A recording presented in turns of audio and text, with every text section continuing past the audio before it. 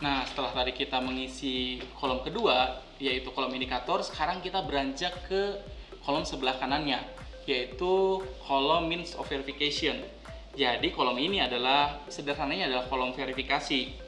Di sini kita harus menjelaskan bagaimana kita akan mengambil informasi mengenai indikator yang tadi. Jadi yang tadi kan indikator ada progres atau enggak nih ya. Nah, ngambil datanya itu dari mana? Ngambil datanya itu kemana? Inilah yang harus dijelaskan di kolom tersebut. Contoh nih, dari yang goals paling atas ya, presentasi anak yang nilainya naik, itu adalah indikatornya. Lalu verifikasinya seperti apa? Ya mudah, kita membuat perbandingan nilai dari tahun sekarang dengan tahun sebelumnya. Kita ambil contoh yang outcome. Jadi indikatornya adalah kemampuan baca di antara murid-murid SD. Lalu cara kita memverifikasi ini seperti apa? Cara yang paling mudah tentunya dengan mengetes kemampuan baca setiap anak setiap 3 bulan. Dengan tools-tools yang ada ya tentunya ya. Di situ tentunya kita bakalan tahu apakah yang kita lakukan ini berhasil untuk meningkatkan kemampuan baca anak atau tidak. Lalu kita kasih contoh juga yang output. Kita pilih satu ya, misalnya indikatornya adalah jumlah anak yang rutin mendatangi rumah baca. Lalu untuk mengkonfirmasinya seperti apa? Ya mudah saja, kita cek catatan absen dari rumah baca. Apakah absennya itu rutin, atau naik turun, atau semakin naik. Itu dengan sangat mudah bisa kita verifikasi. Lalu kita turun lagi ke bawah, kita bisa mencari verifikasi untuk kegiatan atau aktivitas yang kita lakukan. Contohnya misalnya nih, kita ingin menghitung atau ingin tahu indikator mengenai jumlah lokasi dan kegiatan rumah baca yang dijadwalkan.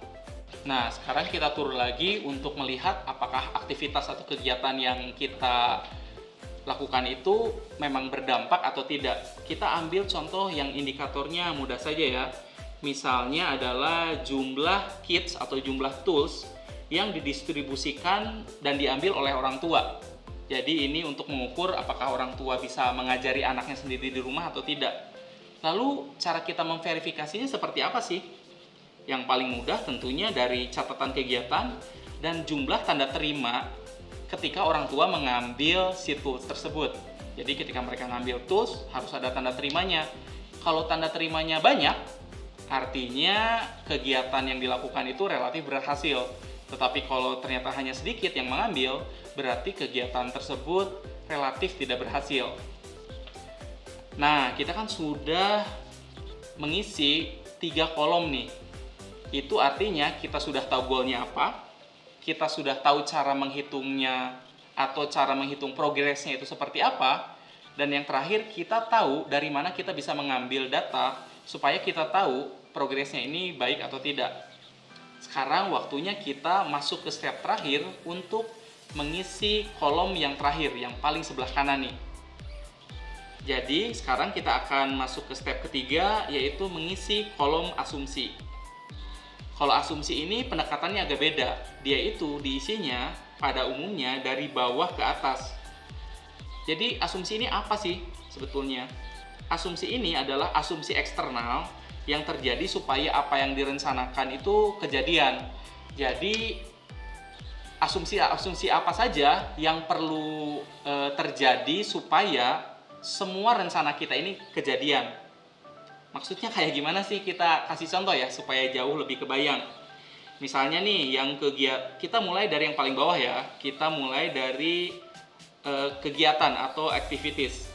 Misalnya untuk yang kegiatannya adalah membuat rumah baca yang menyediakan buku untuk 100 anak. Lalu indikatornya adalah jumlah rumah baca yang dibuat. Bisa juga jumlah buku yang dibuat. Lalu verifikasinya seperti apa?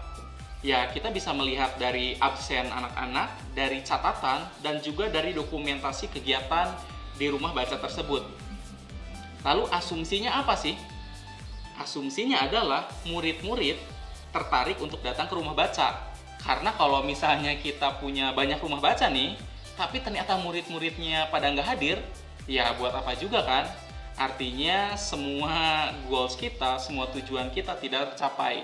Jadi ini adalah asumsi eksternal yang tentunya tidak bisa kita kendalikan ya.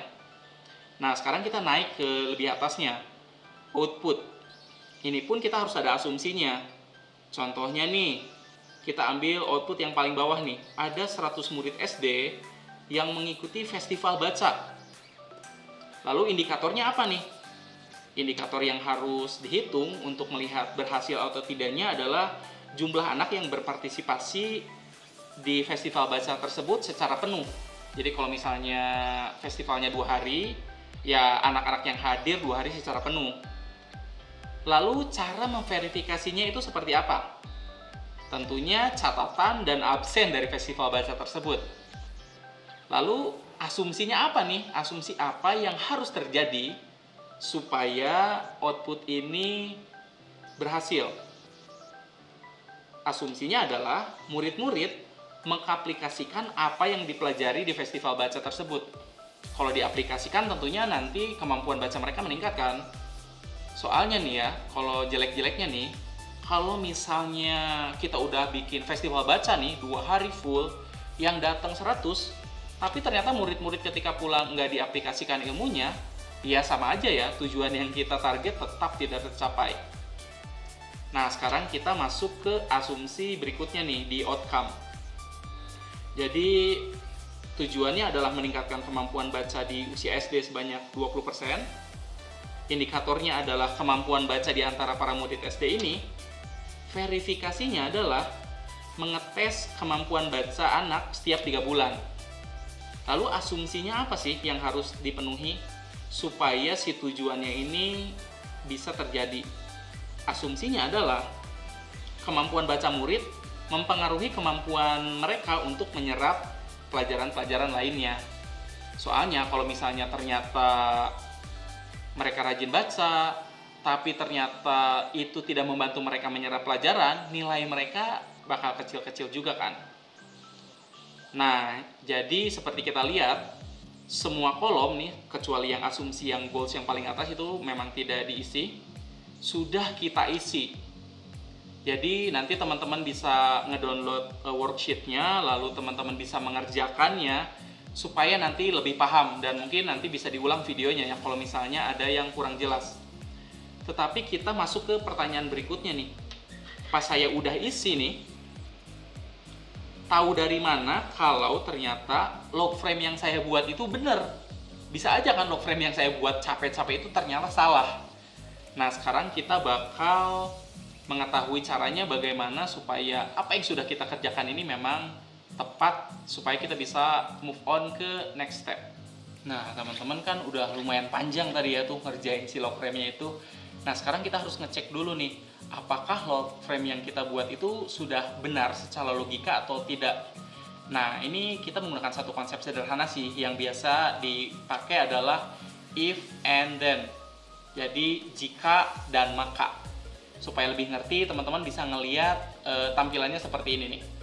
Nah, apa yang terlihat di tabel ini adalah jika kegiatan atau aktivitas tersebut terjadi dan asumsi juga terjadi, maka outputnya akan terjadi. Nah, apabila outputnya terjadi dan asumsinya terjadi, maka si outcome-nya akan terjadi. Begitu juga seterusnya, apabila outcome-nya terjadi nih, lalu asumsinya terjadi, maka goals-nya bakalan terjadi. Mungkin agak-agak sedikit bingung ya, tapi sekarang kita pakai contoh yang tadi sudah kita pakai supaya lebih membumi dan teman-teman pun bisa lebih mengerti. Jadi seperti ini nih, kalau kita misalnya pakai aktivitas yang paling bawah nih, kita ingin membuat 2 festival baca untuk 100 anak yang memang mempunyai kemampuan baca rendah. Apabila kita membuat itu, lalu dilakukan, lalu asumsinya pun terjadi. Berarti murid dan orang tua memang tertarik mengikuti festival baca tersebut. Artinya kegiatan tersebut ini ya sukses ya. Artinya apa output yang bakal keluar adalah 100 orang murid SD mengikuti festival baca yang sudah kita buat. Nah, apabila itu terjadi dan asumsinya terjadi, yaitu murid mengaplikasikan. Jadi setelah kita melakukan festival baca, lalu murid-murid ini mengaplikasikan apa yang mereka pelajari itu di rumah gitu. Nah, maka outcome-nya akan muncul. Outcome-nya itu apa sih? Seperti yang udah kita tadi buat, berarti kalau 100 murid tersebut ikutan festival baca, terus orang tua dan murid-muridnya hadir, lalu murid-muridnya mengaplikasikan, ujung-ujungnya ini akan meningkatkan kemampuan baca di usia SD. Meningkatkannya berapa persen? 20% dalam 3 tahun, seperti yang sudah menjadi goals kita tadi itu. Nah, apabila itu terjadi, lalu asumsinya terjadi juga nih. Asumsi yang kita buatkan tadi adalah kemampuan baca murid memang mempengaruhi kemampuan dia untuk menyerap pelajaran. Artinya, goals-nya pun bakalan tercapai, yaitu murid-murid akan menambah kemampuan mereka untuk membaca, kemampuan mereka untuk belajar, dan juga meningkatkan minat baca yang dimiliki oleh murid-murid. Nah, seperti kita lihat ya, jadi kalau misalnya aktivitasnya ini udah sukses nih, lalu asumsinya pun kejadian, maka outputnya bakalan terjadi. Lalu apabila asumsinya pun terjadi, maka outcome-nya pun bakalan terjadi. Begitu juga apabila outcome terjadi dan asumsinya terjadi, ujung-ujungnya tujuan kita yang secara general itu pun kejadian. Kalau menurut teman-teman hubungan-hubungan ini itu masuk logika, artinya log frame yang teman-teman buat itu memang relatif sudah benar dan kita bisa masuk ke next step. Nah, akhirnya teman-teman nih dengan grupnya mungkin ya, akhirnya sudah bisa menemukan beberapa ide-ide yang kedepannya kegiatannya apabila dilakukan akan menghasilkan dampak positif.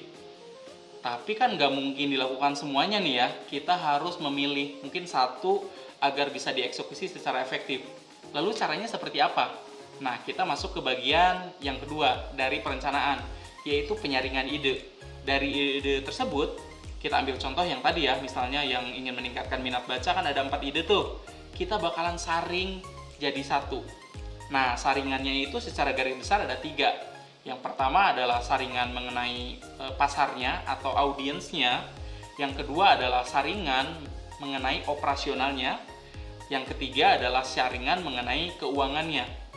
Jadi kita akan menyaring dari 4 menjadi satu kegiatan yang bisa kita lakukan dengan 3 saringan tersebut. Setelah itu barulah kita akan membuat rencana detailnya.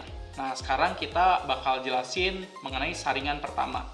Nah, karena kita tahu ada 3 saringan tadi, sekarang kita bakal membahas lebih detail nih. Kira-kira apa saja yang perlu kita pikirkan. Dan biasanya salah satu cara yang paling mudah adalah kita menyaring dengan pertanyaan-pertanyaan, tetapi pertanyaan-pertanyaannya dalam 3 aspek yang tadi. Tapi jangan khawatir, kita udah sediakan worksheet-nya, jadi teman-teman sudah tahu kira-kira apa saja sih ya yang perlu ditanyakan dalam ketiga aspek ini untuk menyaring banyaknya kegiatan yang teman-teman rencanakan jadi satu saja. Kita langsung masuk ke saringan yang pertama. Saringan yang pertama itu kan pasarnya tuh. Jadi secara sederhananya sih ini untuk menarik pihak-pihak luar untuk bergabung dan ikut acara ini kayak gimana sih? Salah satu yang paling penting tentunya adalah pesertanya ya. Jadi kalau kita ambil contoh yang murid-murid SD yang kita pengen tingkatkan itu, artinya para pesertanya itu harus tertarik dengan acara kita. Jadi kita pertimbangin nih, dari beberapa acara tadi kira-kira mana ya yang paling bisa menarik banyak orang. Lalu setelah itu bukan hanya peserta saja, tetapi pihak-pihak lain yang mungkin bisa berkolaborasi dengan kita. Apakah misalnya pihak sponsor? Buat sponsor kira-kira mana yang paling menarik ya? Atau misalnya dari pihak dinas, misalnya dinas pendidikan. Atau dari pihak NGO mungkin ingin bekerja sama dan berkolaborasi dengan NGO lainnya. Ya nggak apa-apa, kita pertimbangkan saja mana yang kira-kira bakal menarik dan bisa berkolaborasi dengan banyak pihak. Nah, sedangkan yang kedua itu adalah saringan operasional. Jadi kita berpikir nih, mana nih yang paling ribet atau yang paling simple untuk dilaksanakan? Atau mana yang tidak mungkin dilaksanakan nih gara-gara satu dan lain hal tetapi di aspek operasionalnya. Contohnya nih, misalnya yang paling mudah adalah tempat misalnya. Ini butuh tempat nih, memungkinkan atau enggak? Contoh nih, ketika kita ingin membuat rumah baca, artinya harus ada tempat yang permanen atau semi permanen untuk tempat buku-buku itu ditempatkan kan. Terus kita harus nyari di mana? Apakah kita nebeng ke sekolah misalnya? Atau mungkin salah satu dari member kita ada yang punya rumah dan bisa dipakai? Tapi kalau misalnya enggak, berarti kan agak tidak mungkin untuk dilaksanakan ya. Atau mungkin bisa juga sewa sih. Selain tempat, salah satunya misalnya perizinan. Ketika kita ingin membuat satu kegiatan, perizinannya itu ribet atau enggak sih? Kalau ribet kan jadi bikin malas juga ya untuk ngelakuinnya ya. Atau yang berikutnya, biasanya salah satu yang dipertimbangkan adalah lokasi misalnya. Lalu waktu, apakah waktunya tepat atau tidak. Misalnya bikin festival baca nih, pas anak-anak liburan, itu kira-kira rame atau enggak ya? Atau misalnya justru pas anak-anak lagi ujian misalnya, itu kan bikin ribet juga ya. Lalu teknologinya apakah memungkinkan nih ketika kita bikin acara, ada yang punya teknologi yang bisa support. Bahkan sumber daya manusia yang kita punya ini kira-kira bisa menjalankan acara tersebut atau enggak. Jangan-jangan nih kita sok-sokan mau bikin festival baca, tapi di tim kita nggak ada satu orang pun sebetulnya yang punya pengalaman di situ. Itu kan agak ribet ya secara operasional. Seperti itu sih, tapi jangan khawatir, nanti bakal ada list apa aja yang perlu dipertanyakan atau dipertimbangkan dalam menyaring di aspek operasional ini. Nah, sekarang kita masuk ke aspek terakhir atau saringan terakhir, yaitu masalah duit atau masalah keuangan. Secara sederhananya sih, kalau keuangan kan ini kita bisa ngebiayain si acara ini atau enggak sih? Butuh biaya atau enggak sih? Kalau butuh biaya, duitnya dari mana? Nah, secara sederhananya dibagi dua. Yang satu adalah pemasukan, yang kedua adalah pengeluaran. Kita nanti bisa proyeksikan nih, kira-kira potensi pemasukannya dari mana aja sih? Apakah sponsor? Apakah dana hibah? Apakah jual tiket misalnya? Itu kan potensi pemasukan ya. Sedangkan pengeluarannya kira-kira apa aja? Dan lagi-lagi ini tergantung dari kegiatan yang ingin kita lakukan ya. Kalau teman-teman ingin bikin festival baca dengan bikin les-lesan nih untuk anak-anak itu, tentunya biaya yang dikeluarkan berbeda jauh ya. Nah, jadi nanti teman-teman harus bisa mempertimbangkan kira-kira secara keuangan nih, yang mana yang paling memungkinkan untuk dilakukan. Nah, karena udah ada 3 aspek itu, kita coba masukkan contoh tadi tuh ya, yang ingin meningkatkan rumah baca itu, supaya teman-teman bisa lebih mengerti konteksnya. Sekarang kita bahas contohnya nih. Nah, sekarang kita bakal bahas contohnya nih, dari keempat tadi yang sudah kita bahas ya, kita coba saring jadi satu nih. Kira-kira yang mana nih yang bakal kita lakukan kegiatannya supaya memberi dampak bagi banyak orang, khususnya buat anak-anak yang tadi ya. Sekarang kita bahas mengenai saring pertama, yaitu mengenai pasarnya. Secara logika sederhananya ya, harusnya sih yang rumah baca sama yang festival baca itu yang paling banyak menarik ya untuk anak-anak, karena festival kan seru ya, banyak games, banyak permainan. Untuk rumah baca juga kan enak ya, bisa sambil santai, bisa sambil tidur-tiduran, tapi baca-baca. Terus banyak buku-buku, banyak komik juga, buku anak-anak. Jadi kemungkinan dua hal tersebut tuh yang paling oke. Dan tentunya kalau menarik peserta juga bakal menarik kolaborasi dengan pihak lain, misalnya donor atau sponsor. Nah, kalau operasional nih kayak gimana? Kalau operasional sih harusnya yang rada ribet itu ini ya, yang les itu ya, karena kan lesnya sepanjang tahun tuh, berarti tiap hari tuh atau tiap minggu misalnya harus ada salah satu nih dari tim kita yang ngelesin. Itu kan agak-agak ribet ya. Terus yang agak ribet juga adalah yang festival, karena kan bikin festival agak ribet ya persiapannya, harus ada dekornya lah, lokasinya pun harus tepat. Tapi nih, kecuali ternyata salah satu di tim kita itu biasa jadi IO, jadi kata dia, aduh cincai lah festival gitu doang mah. Nah, artinya kesulitan operasional di si festival baca itu udah bisa dimitigasi atau sudah bisa diselesaikan. Kalau misalnya yang lain tuh kayak gimana ya? Kalau misalnya yang rumah baca, ya itu simple ya sebetulnya kalau secara operasional kan. Bangun, terus ya mungkin ada yang jaga, tapi kan nggak terlalu banyak kegiatan apa gitu di dalamnya. Jadi agak-agak pasif. Berarti secara operasional ya rada-rada ringan lah gitu. Kalau yang orang tua nih, yang kita mau ngajarin orang tua terus ngasih mereka tools buat ngajarin anaknya nih, itu agak ribet tuh secara operasionalnya. Pertama, kita harus punya expert yang beneran ahli ahli untuk membuat barang-barang atau tools yang bisa ngebuat orang tua ini bisa ngajarin buat si anak-anaknya. Itu kan agak ribet ya, harus nyari, harus bikin toolsnya pula. Jadi kita udah agak kebayang tuh secara operasional kayak gimana ya peta kekuatan dari 4 kegiatan itu tuh.